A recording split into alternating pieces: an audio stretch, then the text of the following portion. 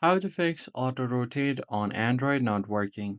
Hey everyone, in this tutorial I'll show you guys if your auto rotate feature is not working. So if you are having issues with it, the first thing you're going to have to check if you've turned on the auto rotate or not. So right here, if I just tap on this button right here, it will turn on the auto rotate. So if I open any application that goes into full screen mode or just simply auto rotate, then it will just go ahead and give me the option to change my screen's layout to landscape. So let me just go ahead and open my phone's gallery. So what I'm going to do here is simply go ahead and tap on any one of the picture.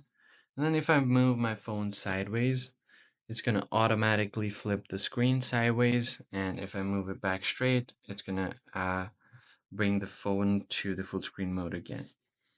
So if this is not working, then what you can try to do is turn off the auto rotate once, long press and hold on it, and get this option where it says auto rotate, show a rotate button at the bottom of the screen. So when your auto rotate is off and you turn your screen sideways, you'll get this little icon on the bottom left of your screen. Just tap on it and it will automatically rotate your screen.